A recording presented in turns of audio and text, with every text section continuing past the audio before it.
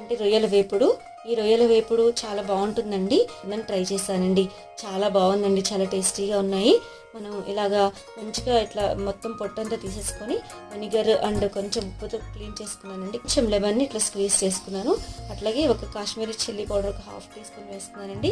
అలాగే turmeric powder ఒక 1/4 tea spoon వేసుకున్నాను. అలాగే ధనియాల పౌడర్ ఒక 1/4 టీ స్పూన్ వేసుకున్నాను. గరం మసాలా ఒక చిన్న 1/4 టీ స్పూన్ వేసుకున్నాను. జీరా పౌడర్ ఒక 1/4 టీ స్పూన్ వేసుకున్నాను. అలాగే కొంచెము సాల్ట్, అంటే దీనికి రుచి సరిపడంత సాల్ట్ వేసుకోవాలండి. కార్న్‌ఫ్లోర్ ఒక 1/2 టీ స్పూన్ వేస్తున్నానండి. శనగపిండి ఒక 1/4 టీ స్పూన్ వేస్తున్నాను. మైదా పిండి కూడా ఒక 1/2 టీ స్పూన్ వేసుకున్నాను. ఇలాగా రైస్ ఫ్లోర్ కూడా ఒక 1/4 టీ స్పూన్. ఈ ఆయిల్ వేసుకొని మంచిగా ఇలా ప్రతి పీస్కి పట్టే విధంగా కోట్ చేసుకోవాలండి. సింపుల్గా మనం ఇలా వేయించుకోవచ్చు అనమాట. చూసారు కదా, ఇలా మీడియం ఫ్లేమ్లో వేయించుకుంటే బాగుంటుందండి. చాలా ఇష్టంగా పిల్లలు తినేస్తారనమాట. చాలా టేస్ట్